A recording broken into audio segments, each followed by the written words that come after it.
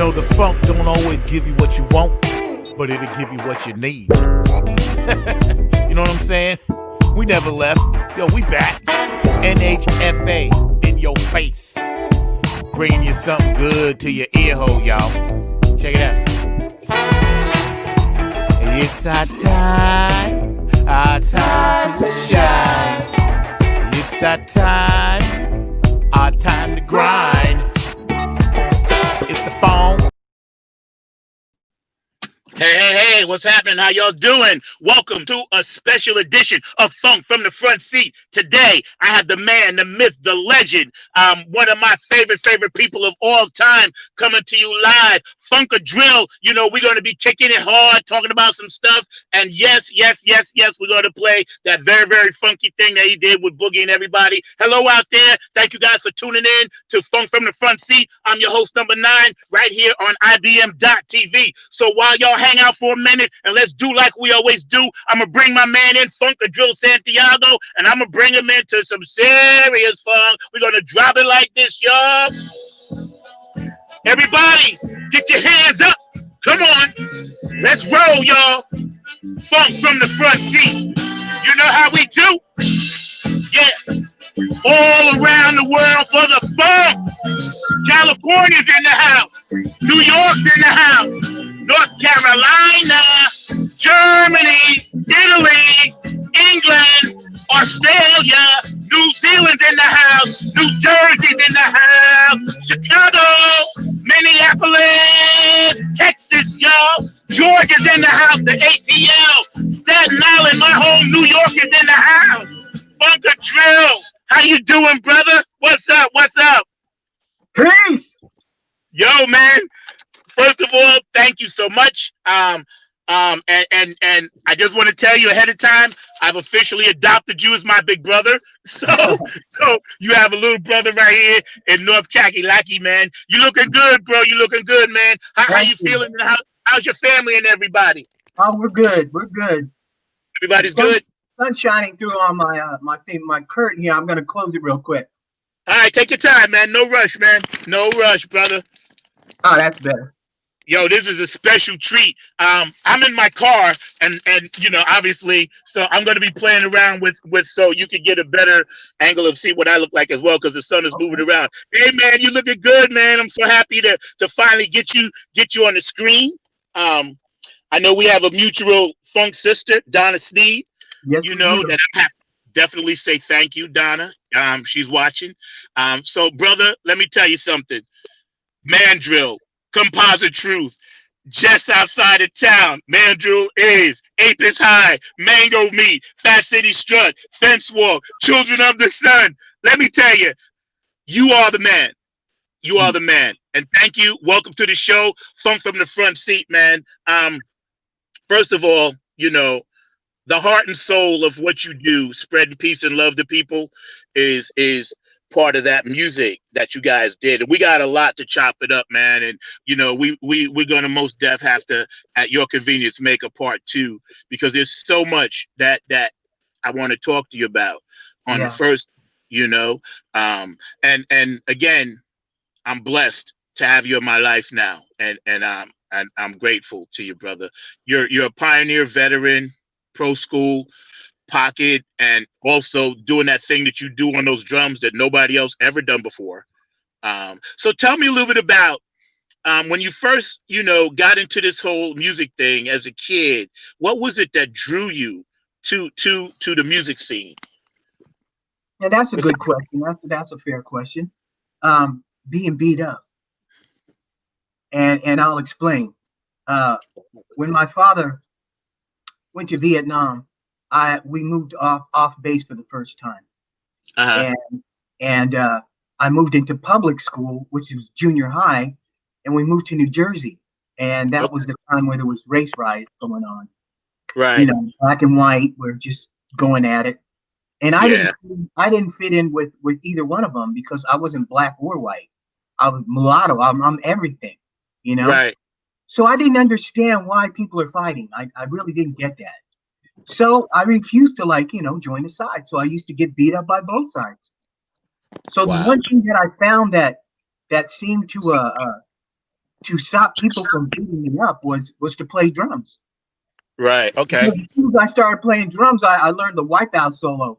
When I learned the wipeout solo, I used to go to bar mitzvahs and played at bar mitzvahs, and all the little Jewish boys were digging it. All the Latin boys were digging it. Everybody was digging it, you know, blacks, whites.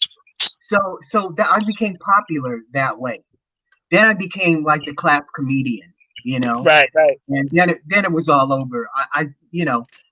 My brother had a band, like a top 40 kind of band, and the drummer left his drums at my house, and so I used to get behind him and I just started playing drums. It just happened. It was given to me by God, and and I'm still using it. Yes, it is, man. You know what? That's so cool because you recognized your gift early on, as so many people do, and you were able to just jump right in with both feet, man. And growing up where we grew up, because I'm from Long Island, New York, Queens, Staten Island. Mm-hmm. So, like you said, back then it was a little different. Ironically, it seems like we're doing some of the same things, but that's another show. But just the fact that you and I can sit here and talk to each other and spiritually share that love with each other as well with the universe speaks to your essence of the drill. I call it the essence of the drill. A lot of people know what I'm talking about, man, because you guys had something really special. And you and I were talking this week, and I told you my first concert was Mandrill.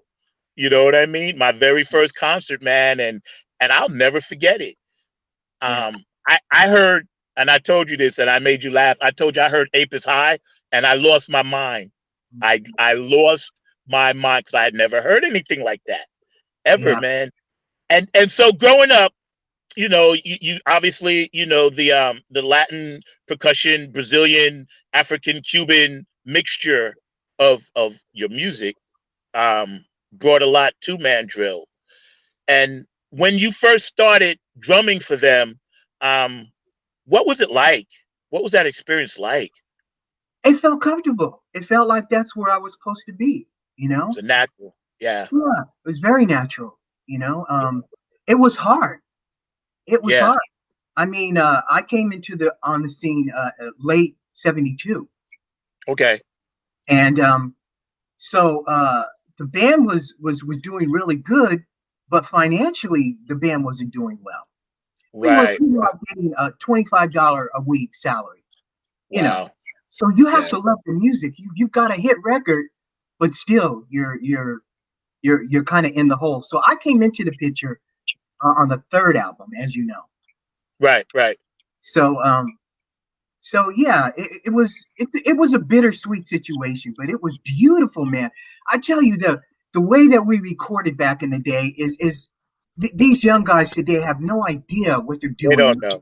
Right. I mean, it's cool to have a computer and Pro Tools and whatever program you want to use. I mean, drum machines are cool. I mean, all of it's good for creative constructing whatever you want to construct.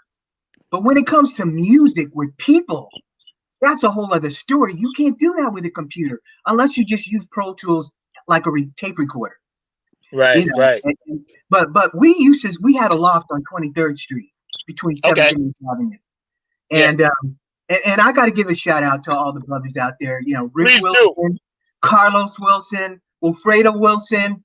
Man, I think about you all the time. Claude Coffee Cave, Omar Mesa, Dougie Rodriguez, and Fudgy K. Solomon. He's not with us anymore. Lou Wilson, he's not with us anymore. Rest in peace. But they're still with us musically because that music is going to carry on forever. Long after I'm gone, long before we're all gone, the music will still be here. It totally lives, brother. It totally lives because, the funk, and we're going to talk about this a little bit later. You guys was into that heavy rock funk thing long before everybody else did it. Yeah. And it was amazing to me how you guys just fused all of that stuff together and made it work in such a way to where, fence walk and all the other stuff. It's like when you hear it now and you listen, I even listen to it now, and I'm like, man, how were they pulling that off? And like you said, in the studio recording it, you guys had to record live. There were no, oh, I can go back and push this up a little bit, and I can manipulate this vocal. You know what I mean? It's amazing that that era of music, was such a big part of the world's tapestry of what's going on, man. And so you're in this loft, and you're hanging out with your boys, and you guys are recording. And when you actually went out on tour, the thing that impressed me the most, and you can elaborate, is you guys sounded exactly like the record. You know what I mean? Well, I think we sounded better than the record because Well, yeah, no, my thing, yeah. It was definitely a live thing, that, and every concert wasn't the same. Right. The band kind of got bored with playing the same arrangements, so Mm-hmm. we just extended everything. So nothing sounded like the record after a while. Right, right. When I, now with my Funkadrill band, I kind of brought it back to the record versions that everybody knows, Right.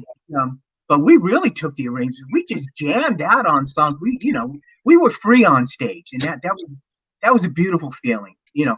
And we scared a lot of people, Yeah. Musically, nobody wanted to follow us, so we had to headline, That's right. Even if, say like War, like we had this thing that I think we were in Minneapolis, and it's like the audience was waiting at least an hour for one of the bands to come out and come on, and it's like Wars was the headliner, but they didn't want to close the show. They wanted Mandrill to close the show, and it's like, well, if it's going to be that way, let's just let it be that way. Let's not like pick and choose. They go, no. So the first time that they did this, we went on first, and when they came out, now their songs are already kind of slow.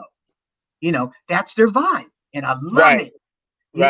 But they came out and they even slowed songs down even further, almost to say, we can't even compete with that energy. We're going to go the other way. Right, we're going the other way. Yeah. Like what you and I listened to your Syncopation, and you and I were talking about this, right? Again, here we are with Funkadrill Santiago, Funk from the Front Seat. I am so blessed to have this beautiful spirit on the show. Here we are, IBM.TV. Thank you guys for tuning in. When you and I were talking this week about Syncopation, where did you kind of develop, besides the gift from God, that syncopated style to put into the music, and put in between everything, man? Because that's hard. What you do is hard. Yeah. Well, it comes natural to me, but the Wilson brothers taught me a lot. And when I was a child, I used to listen to Gene Krupa a lot, know? And when he went into solos, they were very rhythmic, and he played a lot of his solos in time. So I learned a lot. Wait a minute, it's what's inside of the beat, Right. So with the if you want to put a formula to Mandrill's music, here it is. It's sensitivity to each other's parts. Right. Because if let's take Fence Walk as an example. You take the bass line and the drum beat, and there's nothing but air in between. Yeah, man. And the kick and the snare and the hi-hat. There's so much air in there. He's not picking anything up on the bass. He's not loading it up with all this stuff, and then Omar comes in on that wah-wah, and man, I'm telling you, if you stray beyond that, then you're headed for like a cluttered sound. Right. But we had everything breathe. Everybody had their lane and knew what it was.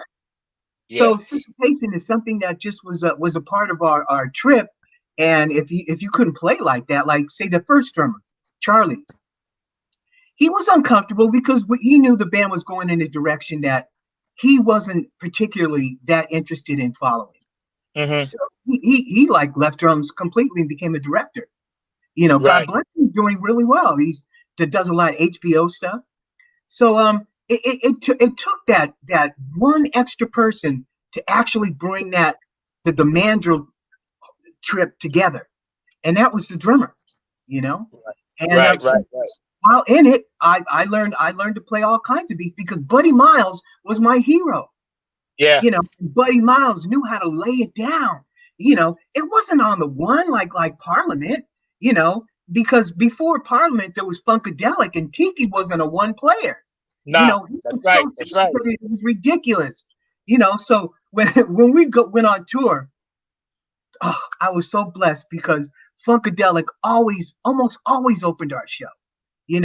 And so we did like months and months together of dates, and so I would fill in for Tiki sometimes, because Tiki couldn't play sometimes, and right. I loved it. So it became natural to set my drums up next to Tiki's drums, just in case I was going to jam with the band. Right. And I'm just coming really fresh, like 19 years old. So playing one set of music was like, like 60 minutes. That's the Mandrill set. I'm not even working up a sweat, So I'd like to go on and jam with the Funkadelic, and it became really cool, man. Because Tiki's beats are really deep, man. Oh really? Yeah. I got into Tiki because I'm a funk head, mandrill head, Mother's Finest. Back then, Grand Funk Railroad, Jimi Hendrix, and Zeppelin. Oh, yeah. That's where I was at, right? Oh, and America East is Young. When I listened to a lot of stuff on that album, and how, like you said, Tiki was like he was doing some stuff, even with his foot, and like the triplets, but they were so tastefully done. And when you play, and like for instance, Fence Walk, I studied that song for years just to understand what you were doing in it, because you were coming off the hi-hat in this off-time empty space, but it filled up so much space. And we used to listen to it over and over again. My best friend Gary Bordy, shout out, he's the one that turned me on to Apis High. Again, Lost My Mind, was never the same. And that all of that stuff was so syncopated. I was like, my goodness. And growing up with being blessed to hear you guys perform and play and do all the stuff that you did.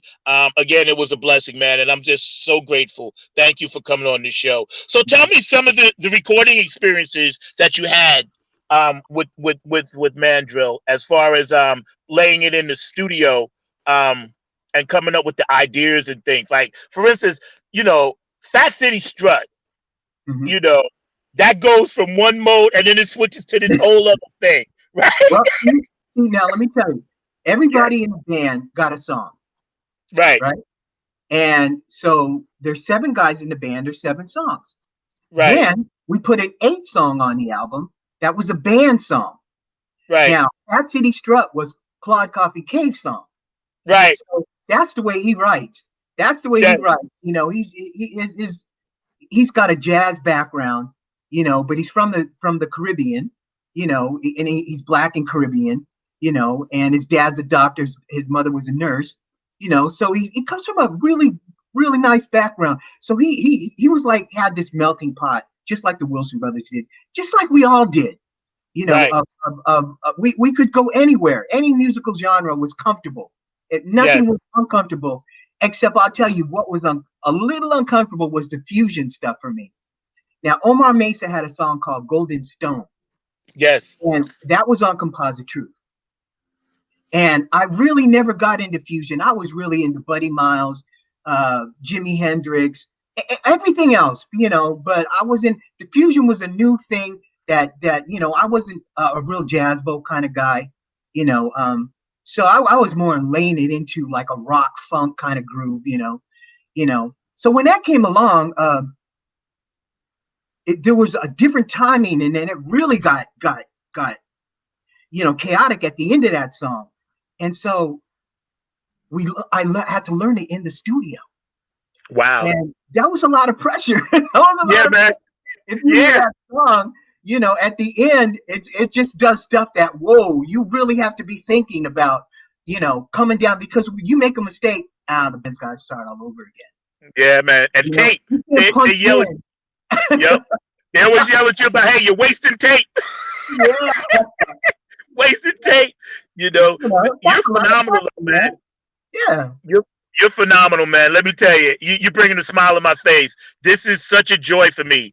You know, it Yeah. really, really is, man. So, um, as the band changed and things changed and the business changed, the music Mm. game changed, you stayed in the business doing a lot of things.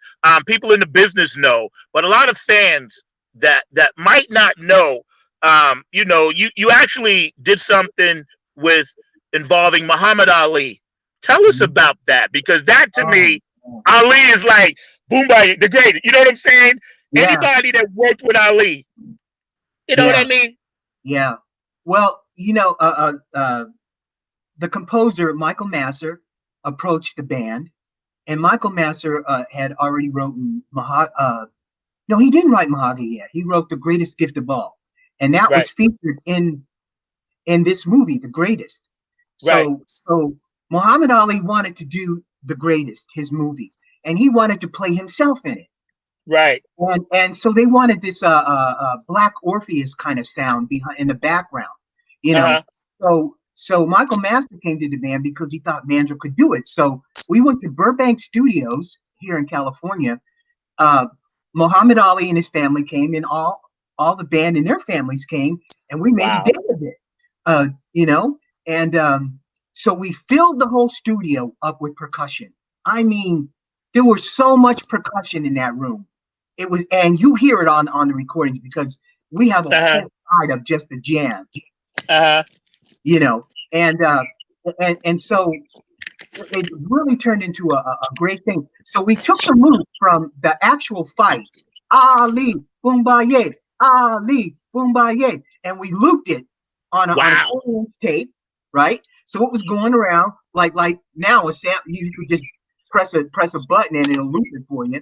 But back then we had to put it on tape and loop it, you know. Right. So that was our click track. Ali Boombaye, Ali Boombaye, and we're all listening to it, you know. Boom, boom, boom, boom, boom, boom, boom. Oh yeah, boom, boom. And then what am I going to do? I'm going, Right. Right. Right. you know. There it goes, there it goes. Ba-da-ba-ba, ba-da-ba-ba,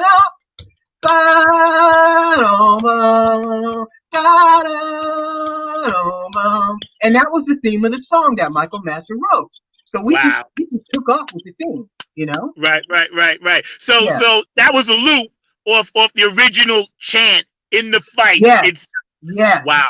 Now see, that's yeah, deep, because that was again, you know, ahead of his time. You know, as yeah, far as how you guys were thinking. yeah. Um, I tell you, and this is funny, and I know I'm skipping around a lot, but just hang with me. I was in Harlem, and I was with my older cousins, right? And the first time I heard Fence Walk, like back in Harlem back then, all the local radio stations would have giant speakers outside of their little storefronts, right? And we heard this horn thing that bam bam bam bam bam bam bam. It sounded like, I was like, in my mind, I'm thinking they're using automobile honky sound horns, right? And even then, I was astute to this stuff. And then when it came in, I was like, oh my God. I was like, who's that? And it was like, yo, that's Mandrill. And the guy was saying it on the speaker and everything, or whatever, right? And I'm thinking to myself, it's blasting the whole block, because everybody on the block was playing it basically at the same time. And that just is a memory that I had. And getting back to the studio stuff, when you got, and I know I jumped around, but I just had to just say that because it was important to tell you how I Yeah. connected with you guys. Well, I got to hit you back on and respond to that though. The horn, you were totally right about that. I mean, we were going for, you know what? It's when you honk your horn, Right, get somebody's attention, right, right?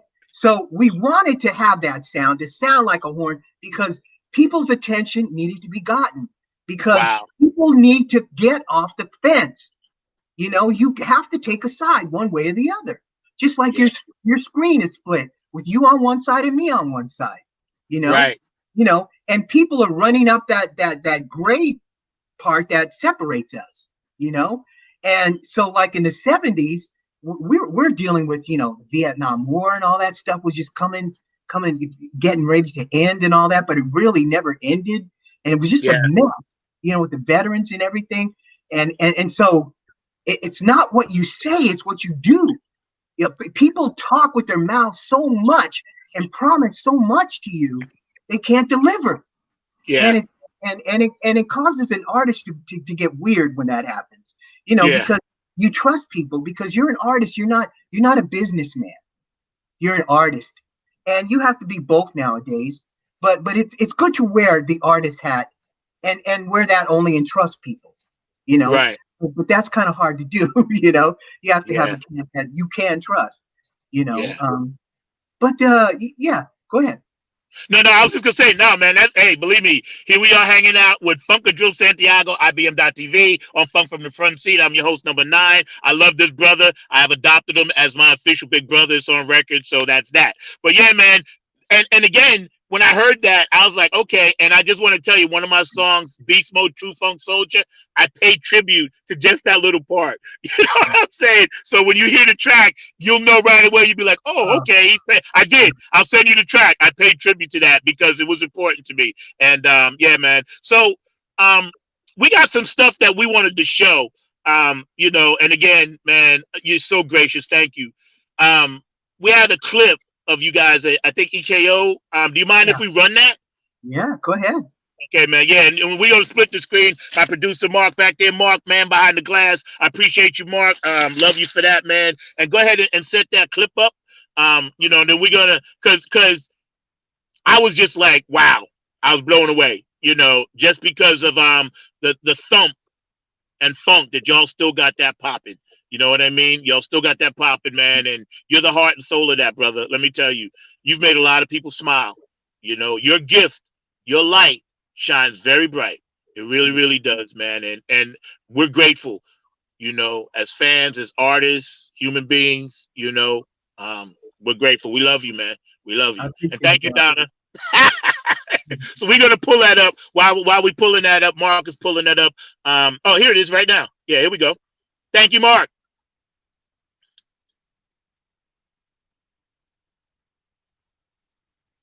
And this is in California, right? No, it's New York. Oh, New York. Okay. Yeah.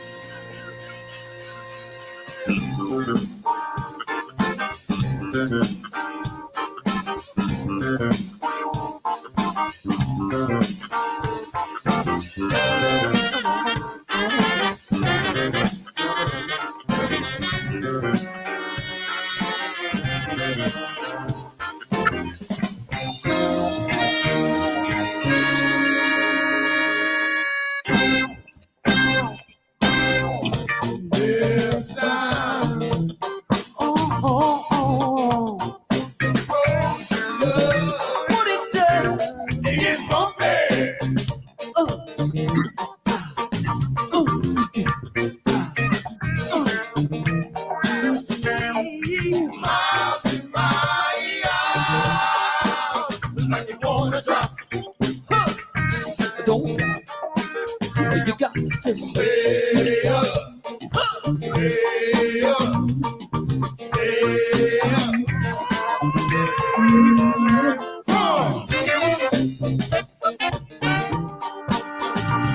Woo!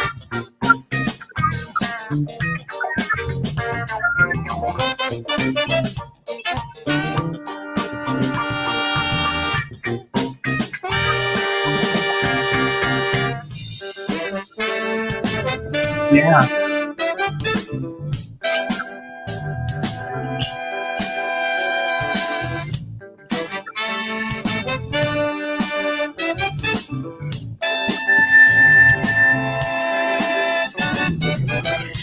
Come on. Sink your feet to the mango guitar. La la la la la.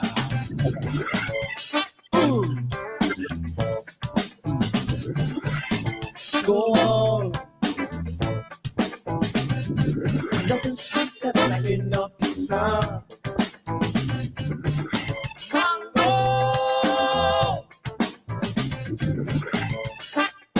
La la la la la la.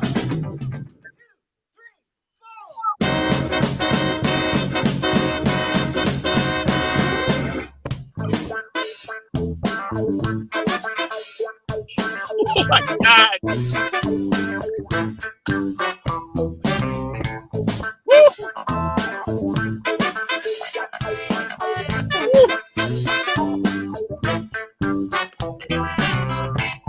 Hey, got your big mouth rolling, but it's not what you say. It's what you do.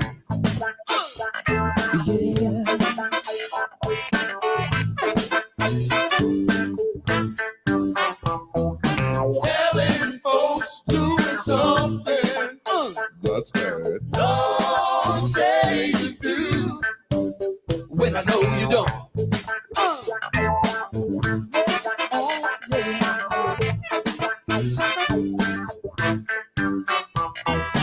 Shit on your fist like a snowman. Not what you think is what you be. Ah, That was the one. yeah. It's high, high, high, high, high. So am I. It's high. Everybody. It's high, high, oh my. So am I. Let's all do it too.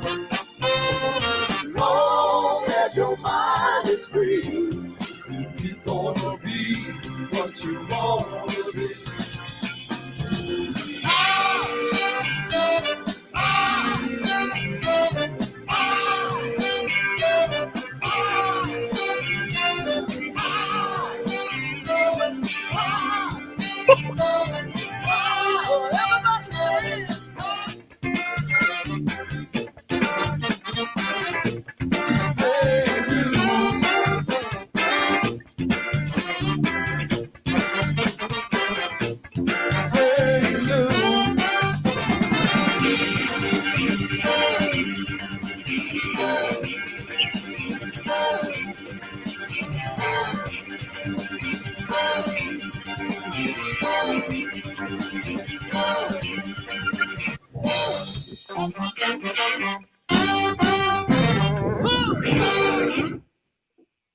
Yo, let me tell you.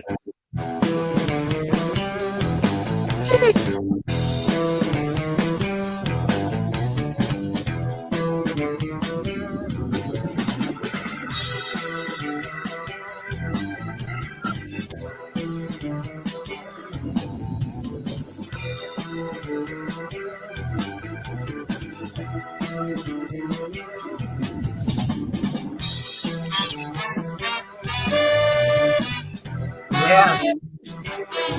Right?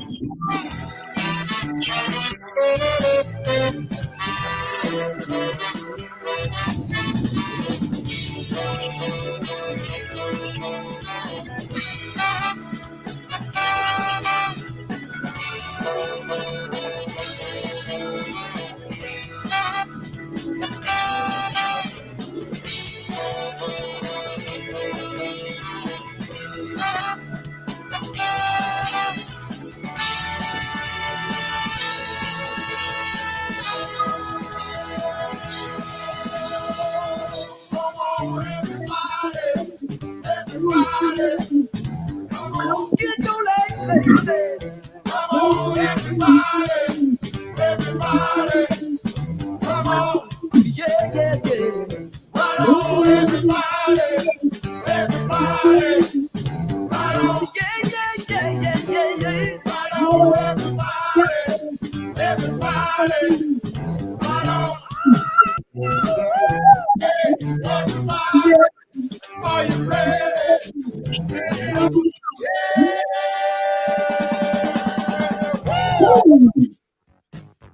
Yeah. Yo, man, let me tell you. Oh my God. You know, first of all, That woke me up. yo, let me tell you, bro.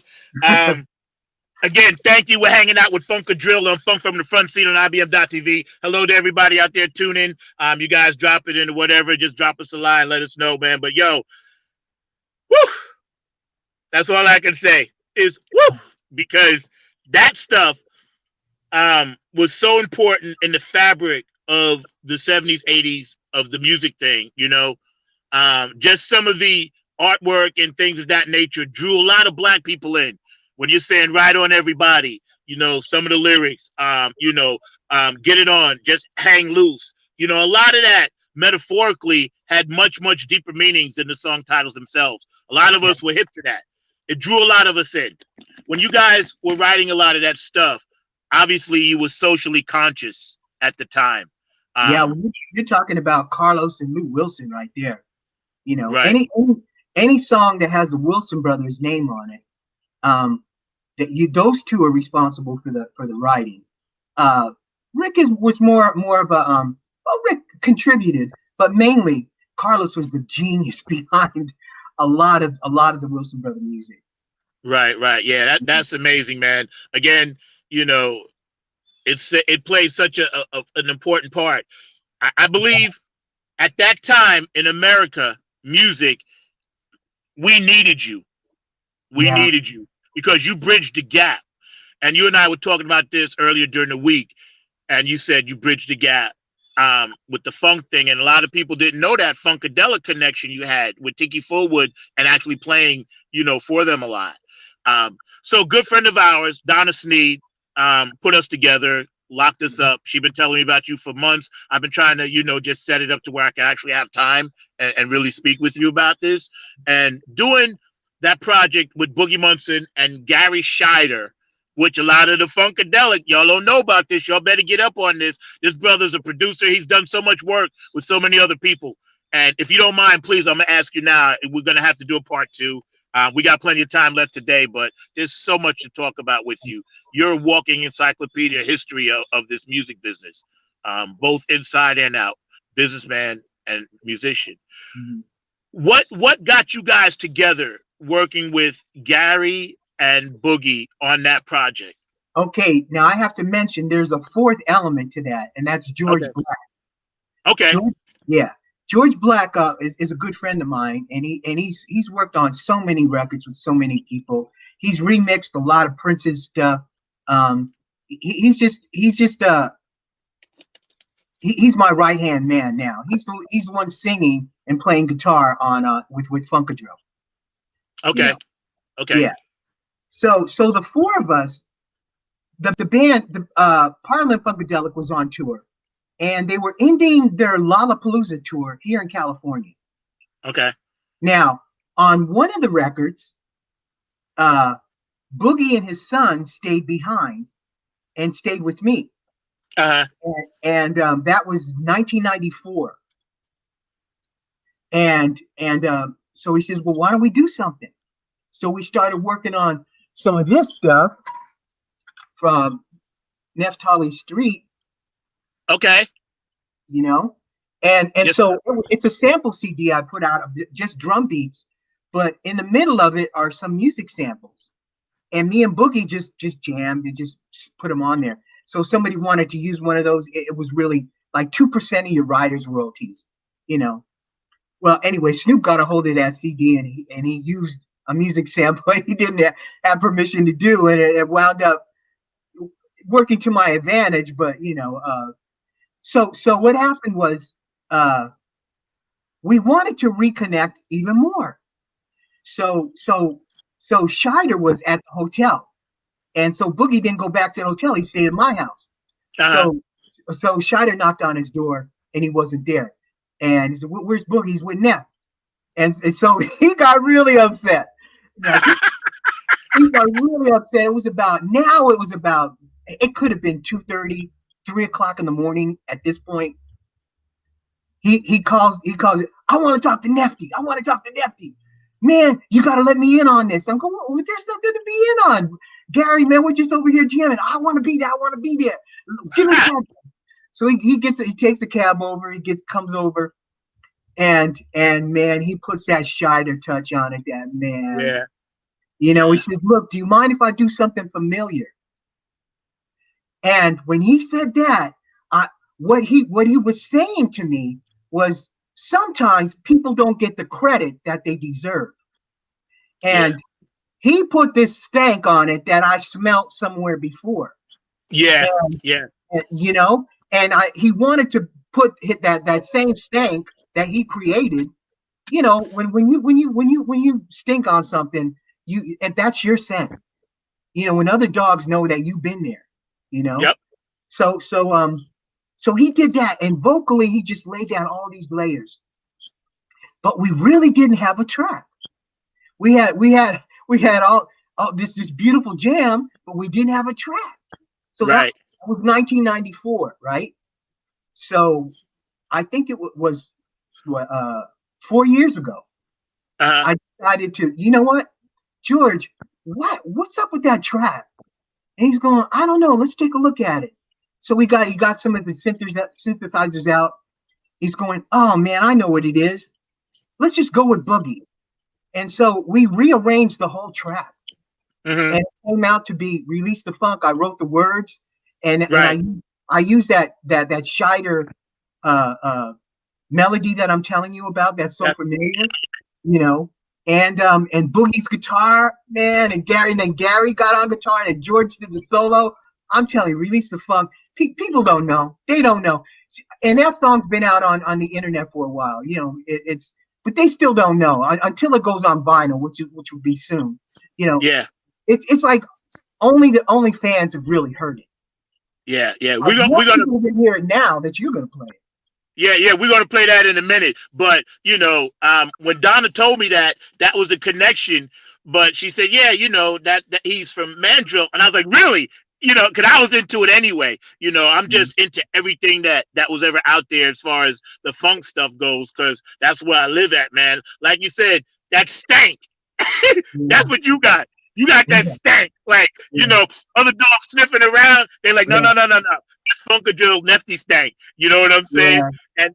And I live in the gutter. I was raised in the gutter. You know? You know, I was, when I heard that, and I heard it on P-Funk Radio. Matter of fact, Keith played it last night. Gabe did a mix on it. And they played it last night. You know, and then I was commenting, because we always comment. I said, yeah, man, I'm going to play that tomorrow too. You know? But that connection, and I know Boogie and Gary, they're gone now, but they live through you and their music. You guys are brothers, you know, that brotherhood, man. Tell me a little bit about that brotherhood. Man, it's so sad for me to reflect on that, man, because it was any time that P-Funk came to California, Boogie always got on the phone, and I was always there with him. And our connection on the road when we played together, that's when our friendship really bonded. I mean, we're both short, you know. And Boogie said, if you were a woman, man, you'd be my girlfriend, you know.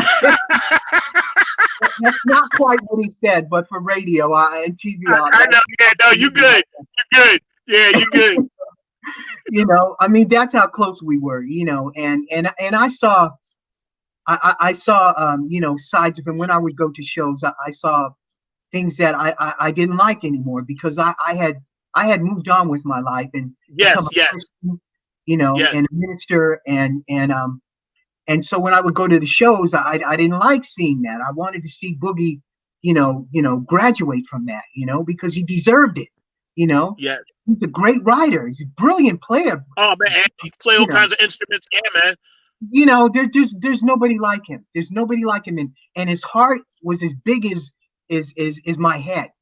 You know, you know, and so the bond was a musical bond as well as a brotherhood bond. You know, musically we would actually fight a lot. You know, I've got recordings where we're talking about I said, well, show me something that Tiki would play. That like like, that I could like use, to carry on his legacy. Because obviously, Cash Waddy is not playing any kind of tiki beats, Right. I think Parliament, well, there really isn't a Parliament Funkadelic now. It's morphed into something different. But when it was Parliament Funkadelic, it was kind of on the one. Everything was on the one, and Jerome was great for that. Are you kidding? Bigfoot, woo! Man, he put that, so that was a whole different breed. I don't know if Tiki would have fit into that picture so well. Right.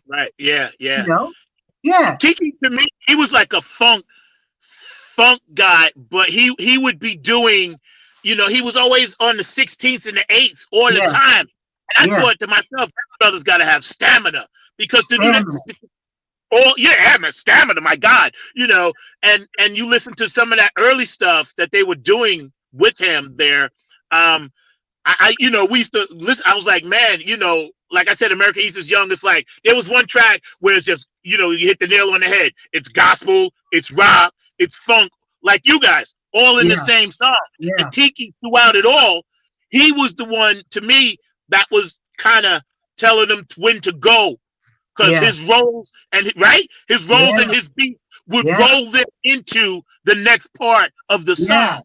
He's genius. He doesn't get enough credit, Tiki Forward. Not enough. He really doesn't. None of those guys none of them got enough credit. Yeah. And that's obvious. And when you look at the situation now, I mean, that's why Release the Funk is so important for me to put out, because independently, I mean, I just got involved with a situation that a company was interested in picking up the Funkadrill album, but it came down to the same old bull crap, of talk. Nothing, when it comes down to putting down money, people get all scared. They want all your publishing. They want your firstborn, they want everything. They want everything. That's not the way it works anymore. Those days are gone, man. So I wanted to hold on to all the royalties. So when this album does come out, for those 2 songs, all the royalties go to the people that it's supposed to go to. And so Dougie Rodriguez for Mandrill, and you got to have, he's going to be on my show for the first time. He's having an interview. He's never had an interview. He's on 2 Santana albums. He played on Betty Davis albums. He wrote Chicken Fried Steak with Lenny White. Wow. He wrote Positive Thing for Mandrill. If it wasn't for Dougie, there'd be no Positive Thing. He's got a stink that's lasting. It's like, please have him on me. I'd love to have him. Please touch base. Hook us up, man. We'll talk about it, man. So listen, is it okay with you if we run that track, man? Yeah. That's banging, bro. Banging. Yo, Mark, my man back there behind the glass, Mr. Mark Lee, one of the best producers out there. Thank you, Mark. Hook us up with that, man. Here we are, Funk from the front seat. I'm in funk heaven, baby. Who's got it better than us, right? We sitting here chilling, talking about, boom, the bang bang. There we go.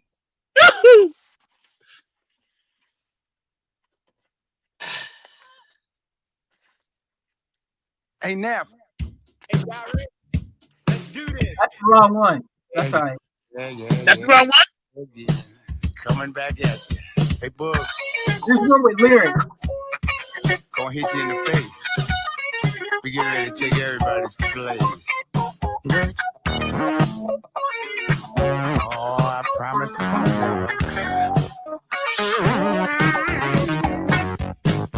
We're making it funky.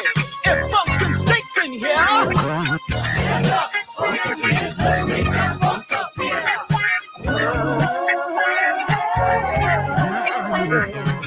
Don't make funky. Funk on it. Stomp your feet to it. Clap your hands to it. Listen, y'all. Don't talk about it. Bring out the funk sound. Yep. Yeah. Bring out the Are you doers of the funk? Yes, we're doers of the funk. Are you lifted by our funk? Make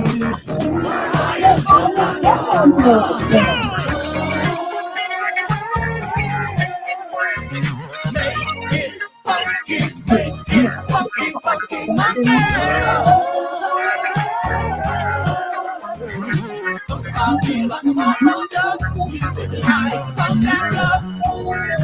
Everybody up in here, if you are Musketeer, throw your hands up. We are here from the north, south, east, and west coast. We're coming fucking 100%.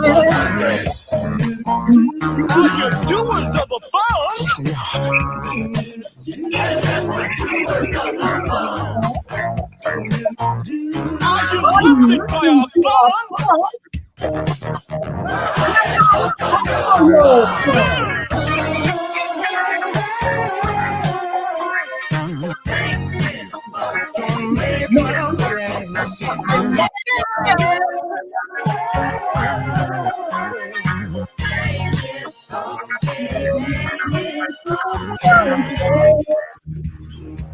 We need the funk. Let it go.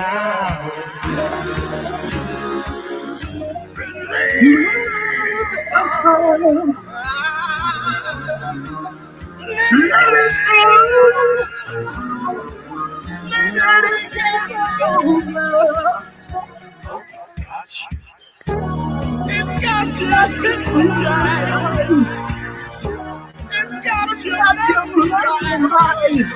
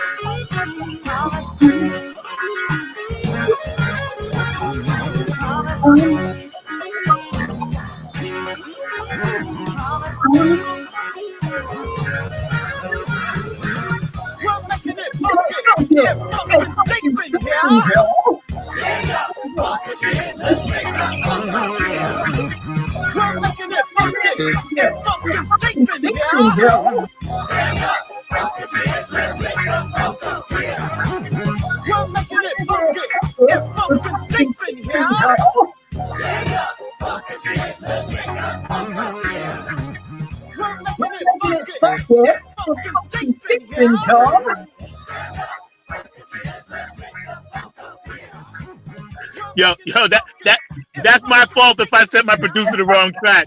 I'm sorry. I apologize. I apologize for that. But you know what? We can save it for the next segment, and we got plenty of time still left to go. But a lot of times when I'm working, I do stuff at 2, 3, 4 in the morning. But what was the original track that you were saying that you wanted everybody to know about besides that one? Oh, it has the lyrics on it. Okay. Yeah, but that's But that's the same track, but it's just different. Same track. Okay, I got you. Okay, I got you, man. But yeah, man, that music, and I'm listening to it, right? How you fused, and you could hear that mandrill, your drumming influence, mixed in with that funk that they do. That's amazing to the ear. That we know about, like us funk heads. When we hear that stuff, man, let me tell you, it inspires us. It gives us knowledge. You're constantly dropping knowledge, brother. You're like the teachers. You're on the Mount Rushmore of this thing. You know what I mean? Like God made you special. He really did, man. And all the stuff that you've done and the people that you've worked with. Tell us about some of your new projects that Funkadrill is getting ready to embark on, man. Oh man, Funkadrill is getting ready to go to a. I'm gonna start a TV show. Okay. And it's this is my next adventure, because I feel that we're living in times that we really have to be careful on what we're our moves. We have to think about what we're doing. We can't make emotional moves anymore. First of all, I have to pause and say everybody needs to go out and vote. Everybody needs to vote, and more so than ever, your voice is necessary.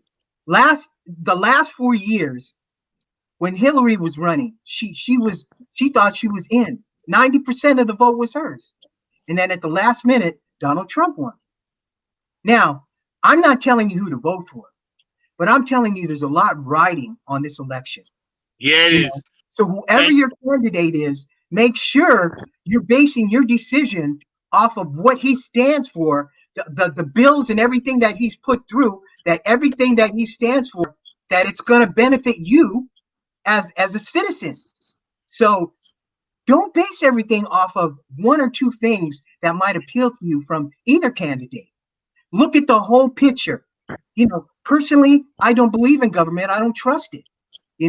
I think something else needs to happen and will down the line. And I'm not talking about any kind of communism or nothing like that. I'm talking about the people actually running the country, for the people.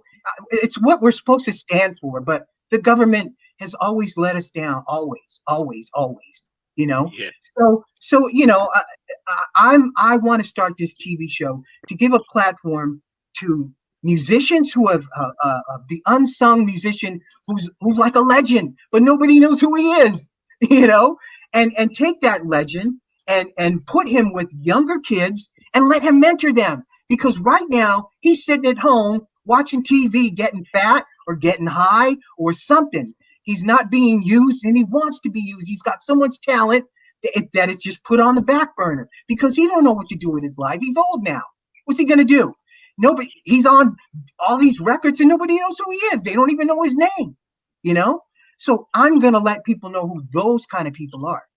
Also, the shows like we do skits on the music business and life, and we tell stories about people's stories, and there's always live music going on, a live jam on every show, so it's kind of more than one show, so I that's what I'm gearing up for. In the background here, this is a set right here. I'm in the set of the TV show, and we're all set to go live and recorded, all the music live, so we can put it out afterwards, and so it's, and I'm working with a battered women's group, and I produce a TV show for them. Yeah, it's called Illinois Story, which is You Are Not Alone.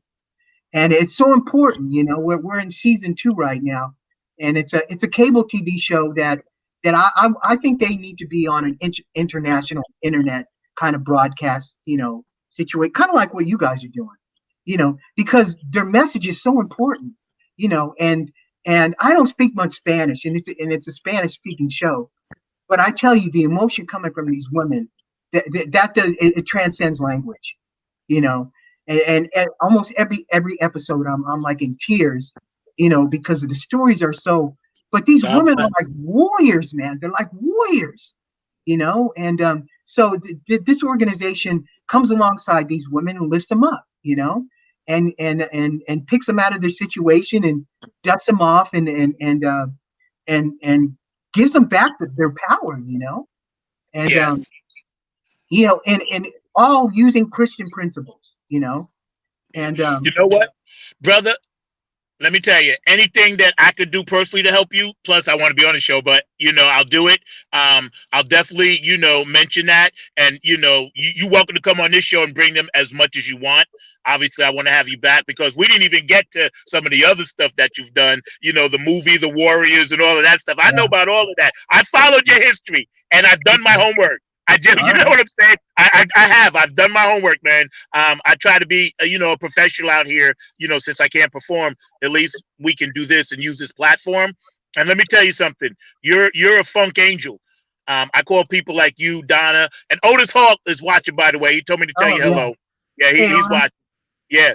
So, you're a funk angel because Bootsy Collins and his wife Peppermint Patty are doing similar things. You're doing similar things. You mentioned battered women. You mentioned, trying to uplift your community with your talent and your skills and your knowledge. And like you said, musicians that people don't even know about. Until Motown came out with that video, nobody knew who the Funk Brothers were. I knew, you knew, but nobody knew them cats. You know what I mean? So it's a blessing, man. What you're doing, God's given you the strength. You are a funk warrior.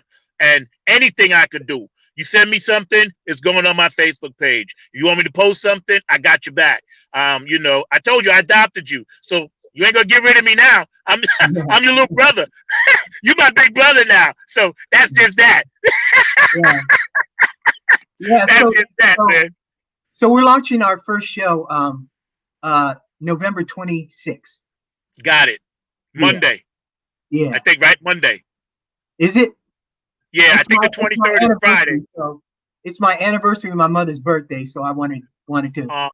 That's real cool. Special date there. Yeah. That's what's up, man. Good. All right. So we'll make sure that I, send it to me, whatever, and it'll go on all my platforms for sure, man. And you guys heard it live right here. Here we are with Funk Royalty, Mount Rushmore royalty, drum royalty, produce royalty. You are royalty in all senses of the word. Legend, veteran in the business, mentor, music teacher and funk angel, man. With Funk of Joe Santiago on Funk from the Front Seat on IBM.TV. We're just hanging out, kicking it, chilling, man. So one thing I wanted to ask you that was important, and I know you're in California, about the fires. Are you safe? Or what's going on with that? Oh yeah, we're safe. It's just the air is funky, and not a good funk. Yeah, we're safe. It's crazy. It's not a coincidence that all this stuff is happening, folks. I mean, come on, these California fires. We've always had fires, but this is different. It's eerie. If you were here, I mean, all states are going through something. Right. We're going through these fires. If you were here, it's like Vietnam. It's when the fires were were totally peaking. There was no sky. The sun was gone. You could see a little blimp up there. That's surreal. And then sometimes it would radiate orange. And it would look like a bomb just went off. And it's snowing ashes all the time. You couldn't be out there. It's much better now. But it was really hot yesterday and the wind was blowing. So, I it's hard for me to even put on the TV anymore because it's one thing after another. I try to keep myself focused on Jesus Christ and the things that he has for me and in front of me. And, I try not to bash Trump, or same. Yep. But I do have a strong opinion on which way I'm going, but and it's not the opinion that's popular for Christians, but that's why I say examine who these people are. So before you vote for them, just know who that's very important. Mark said, you're truly an example of, an artist who is also, an advocate and an activist. And thank you, Mark, for posting that because that's very important to you, obviously. Yeah. And we need it. You guys are our big brothers and sisters. So we follow what you do. That's why most of us are playing music now is because we heard something that you did and we were like, hey, we want to try to do that as best we can, man. And again, I've been blessed. My dad was a Baptist minister, so I'm a PK. But I strayed, and then I'm back. You know what I'm saying? So I learned. You live and you learn. You know what I mean? You live and you learn. And again, tying the whole thing together, with your music and your faith, how did you first? Well, not how, because it's always been in you, but when you really got serious about your faith, and getting into it, or were you always serious about it? It's been a process, but over the last, oh my gosh, I guess you don't know. Over the last 4 years, I've seriously been was battling prostate cancer. Yeah, I understand that. Yeah. It was stage 4, and I was in hospice. They didn't think I was going to live. They wanted to take my leg off. My faith really grew during that process. I mean, it just blew up. God put me through so many situations that I couldn't handle. He put me in a hospital. He put me in a bed that was hooked up to an alarm, so I couldn't get out of bed. I was at the attention, and the enemy was in front of me. So I had to confront all my demons, my demons, and all the strongholds that were in me. All started coming out, and God was dealing with me one by one, and he even separated me from all my friends and family, and I was in that hospital basically by myself, and him, knowing that he was in control, not me. Right. And everything that I was going to go through for a reason. Right. And I tell you, I mean, God came to me in that bed, and he came to me years ago and told me he was going to heal me with his blood, one drop at a time. And he certainly did. And when I was in the hospital, they found out that I had cancer, and they're going, wait a minute, this guy doesn't have cancer. And they run so many tests on me, and they proved that the cancer was gone. They put all the x-rays and MRI, CT scans up. I've got a story, brother. And that's why I want to get out there and tell it, because it's not just about music, it's about testimony. What God's doing today. He's performing miracles like he did in the Bible days, and it's not a joke, and it's not a lie, and it's not some kind of sin. I'm living proof that it can happen. Yep. Me too. Say, well, my mother or my father was a strong believer and it didn't happen for them. I don't understand how God works in that way. I just know that it happened for me, and that I need to testify. Yeah. And I'm glad. And I'm not to hold anything against any kind of somebody that's different from me in any kind of way. I mean, I don't even like saying I have gay friends or lesbian friends, because people are people to me. That's I don't put labels on people. I don't think that we're here to do that. I think we're here to love people, and I might not agree with what you agree on, but if we did that, then we'd all be the same, and that would be kind of weird. You know? Yeah. So, I can agree to disagree on with you on some things, but I'm going to love you at the end of the day, no matter what, because we're brothers, man. We're brothers. We're all human beings on planet Earth together. That's right. That's right. And we better start learning how to work this planet, because we're going to lose it if we don't get a hold of what's going on. That's we need to stop this stupid fighting with each other and all this, and just realize that we need to think about going green and making the planet right. Because, well, you know what? You have children? Yes, I do. I got 2 girls, so 12 and 16. It's going to be up to them. And what are we going to leave them when they're our age? Imagine if we're going to go on this way, what's going to be here for them when they're nothing. Nothing. That's right. Nothing. And you said some key things there, man, because I agree. First of all, your spirituality is what drew us together, because my spirituality is like yours. And Mother Earth told us with COVID, listen, I can kick you off the planet. I don't need you. I don't need human beings on my planet. Mother Earth said, listen, I was here before you. I'll be here after you. And all this fighting and silliness and racial tension and hating people because of this and that and whatever, right? All of that stuff is irrelevant, like you said, brother. And thank God we got people like you fighting that fight. I do the best I can to fight it. I'm gonna fight it with you. I'll be right next to you, man. Right shoulder to shoulder, because I believe exactly what you just said. I believe in that strongly. What you're doing is letting people know the truth through the light that God has given you, and He's speaking through you. So it's up to people to absorb it. You lead a horse to water. Oh, you got plenty of time. Go for it. Go for it. I don't believe in religion. I don't believe in organized religion. It's a snare. It's a snare to control you. My relationship is one-on-one with Jesus Christ. He's my Lord and my Savior. And the book I read is the Bible. And if it's not in there, then you're making it up. All these prosperity preaching, all of that is to control and take your money, you know? And you need to just have a relationship with Jesus Christ. Put your nose in the Word of God. Everything is in there. If you need an explanation, hit me up. But you can't twist what it says. Right. It's a literal Bible, and some people try to customize it to their lifestyle, but you can't really do that. You have to take it literal, know, and it's all in there. It's all in there. And that's important. It's important to know where you stand, because that's fence walking again. When right.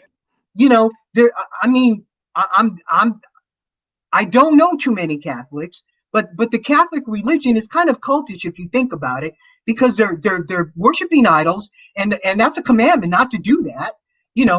They're confessing to a man, and you're supposed to take that to Jesus. And so there's a lot of stuff the Catholic Church is doing wrong, and I have a lot to say about that. But we'll leave that for another kind of show. But what I'm saying is, open your eyes, people. Jesus Christ is a reality. He's not living behind a pulpit in a church. He's sitting on the right hand of his Father, and his Holy Spirit is here on earth representing him. And that's who we need to get in contact with. You're on social media constantly. Stay in contact with your Lord and Savior every day, like you do your friends and Facebooking people. I got nothing wrong with any kind of platform, but give your Lord and Savior equal time. And when you do that, you'll find that your life is going to change. This whole COVID situation, and everybody's isolated, and don't think that it's over, folks. No, it's not over. It's not over. You're going to get ready to go back into whatever isolation you were in before. And what I'm saying is, just know where you stand, because this planet's going to start getting, I don't care who wins the election, it's going to get weird. Yes, it is. The election. Yes, it is. Yes, it is. So make sure you're safe, your family's safe, and you know where you stand on all the issues, because you're going to be confronted with them. That's right. It's funny because, and I'm going to send you some music and you'll check it out. You'll understand what we was doing with it, man. Having, obviously you guys listening to all your stuff and being influenced by it. But my producer, Kevin Harrington in Philly, after we did Nappy Head for a while and we were a funk band, but we came up with spiritual funk. You know what I mean? And I'm going to send it to you, man. And I know you're going to dig it, because I actually took verses of my father's sermons and dropped it in my music. You know what I mean? Because the first thing I do in the morning, I get up and pray, and then the last thing I do at night, I pray. And I pray for you, for the world, everything you're talking about. I pray for all of the things that people don't see, that we need to see. Like you and I are sitting here now ministering to each other, and I'm listening and absorbing it, as well as it's going around the world to India. There are people watching us over in Japan and China, wherever, right? We're all connected.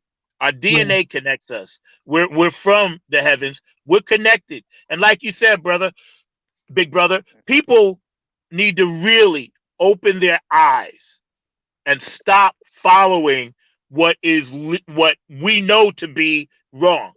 You know what I mean? Nobody's perfect. By God, Lord knows, I still make my mistakes. But I can absorb the goodness of this planet and try to help others, which is what you're doing. And that's why we're down here. You know, there's a quote: "The purpose of life is to find your gift. The meaning of life is to give it away."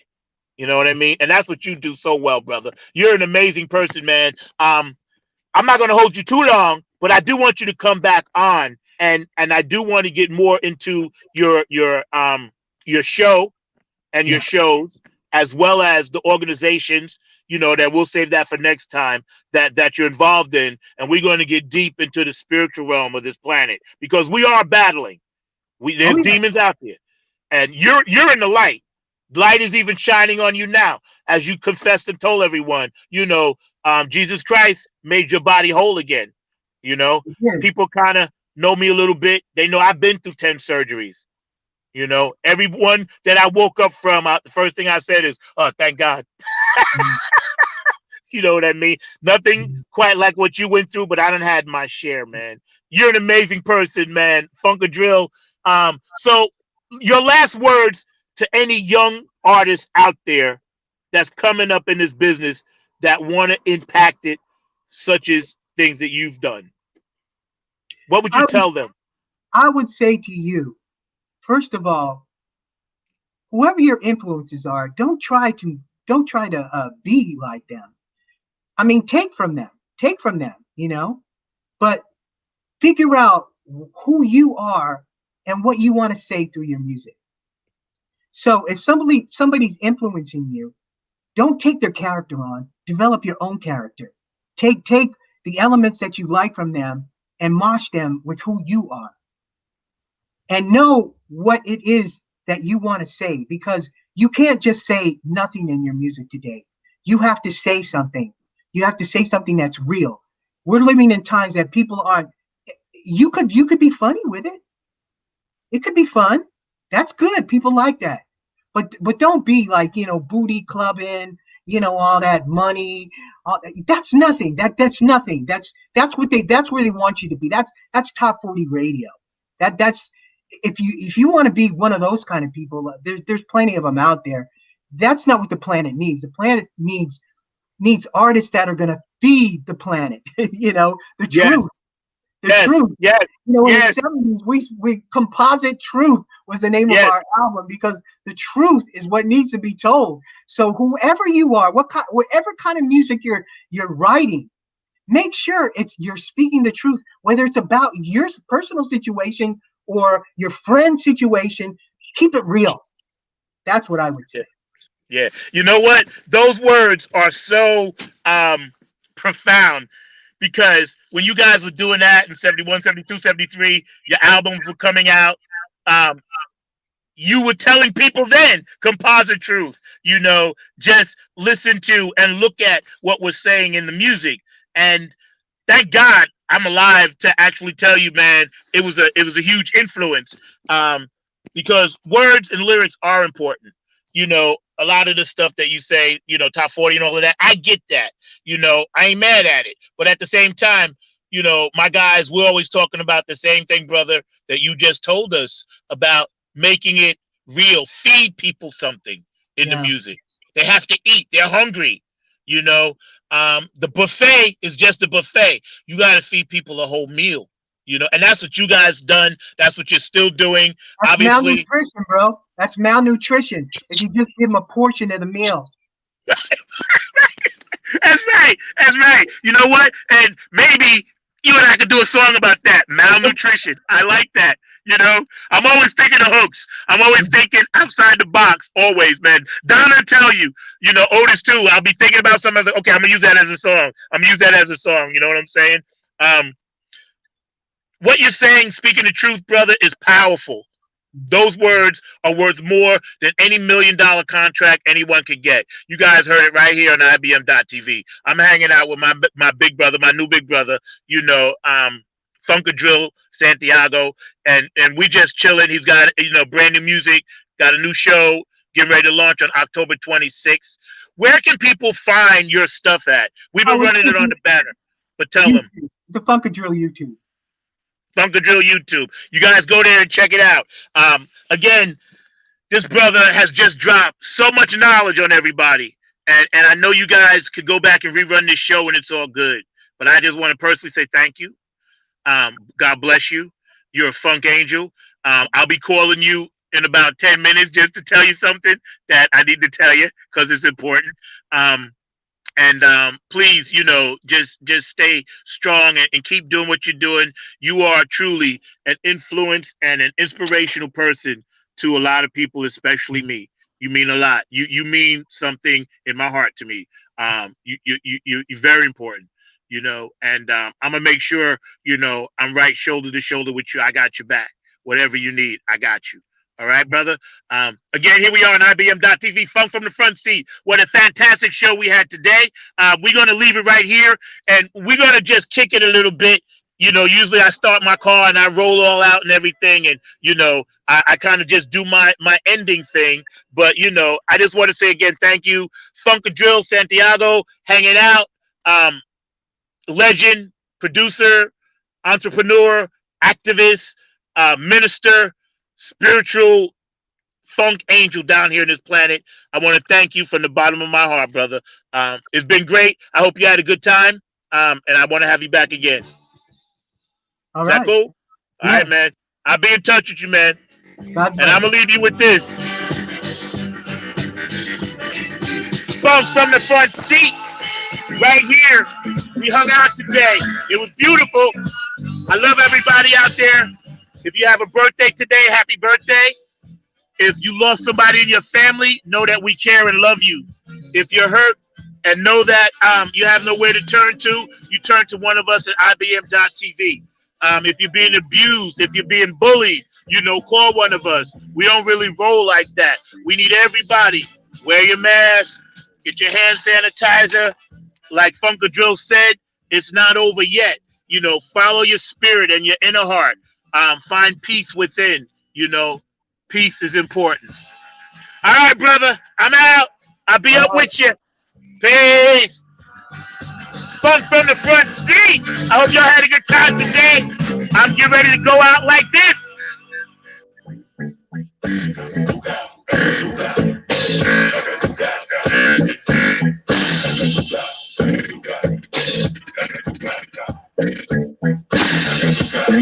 All around the world.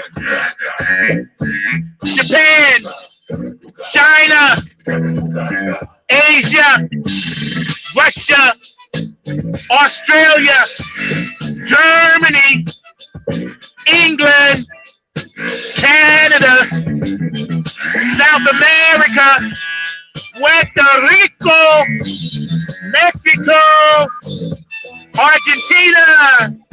We love you, United States. Woo! It's hot. Yeah, baby. Woo! Stay woke. Staying healthy ain't no joke. Funkadrill. Check them out, y'all. You do.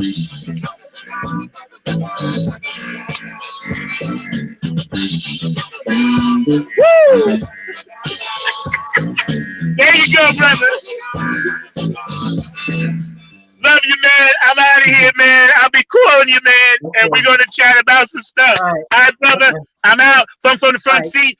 Live, IBM.TV. I'm your host, number 9. Our guest today was Funkadrill. Check him out. I'm out. See y'all later. Bye.